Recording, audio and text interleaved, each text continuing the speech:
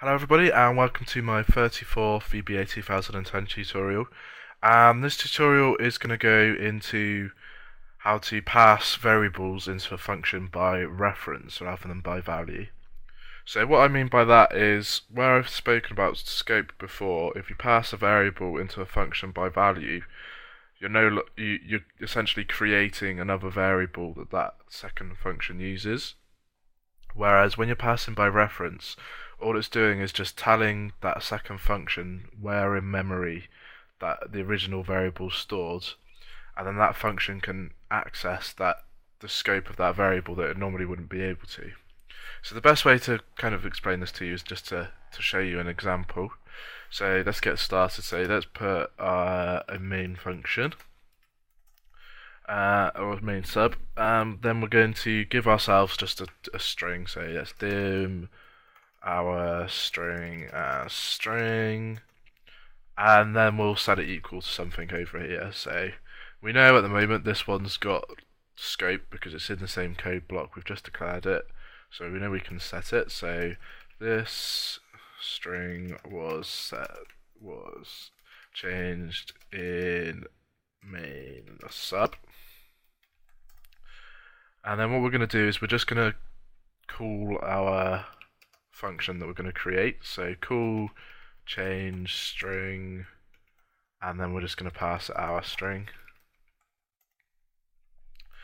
And then if we just set this up now, so let's put ourselves a function down here called change string, and then instead of putting by val here, we're not going to put by val, we're going to put by ref or by reference. And then we want it to pass us a string and put it as string. So even though we put it as a different name to the variable that we're passing in, it's not actually going to just give us this variable. It's going to create this second variable, but it's going to give that variable the same memory index as that one. So when we change this variable, it's also going to change this variable up here, regardless of the fact that they're in different code blocks.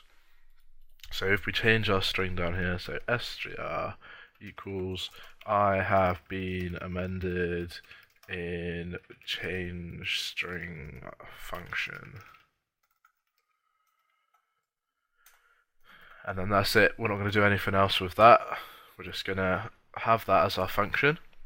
And then just to test this, let's just stick message box is around, so our string, and then let's just do it afterwards as well. So in theory, if we were doing by value, and I'll show you what it does if we do it by value to start off with. So let's pass it by value. So with by value, these are going to be both the same.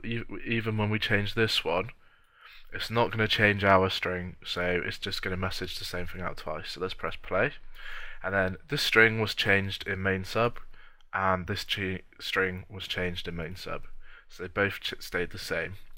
Whereas if we now change this back to by ref, as we initially intended, and we press play, then this string was changed in main sub, and then press OK, magic moment, and I have been amended in change string function. So that is how you'd pass a variable by reference. It just gives you that kind of control over amending with the initial kind of variable that you've got. So it's quite useful if you're working with kind of worksheet objects and you want to pass through the reference of a worksheet object, because if you've got a worksheet, you don't need to have loads of different variables storing it in memory. You just need to kind of store it in the memory once and then just reference it. So we'll come on and we'll use that in later tutorials, but for now, just remember that's how you use by reference and how you use by value in slightly different ways. Most of the time you're going to use by value. So thanks for listening, and I hope to catch you in the next tutorial.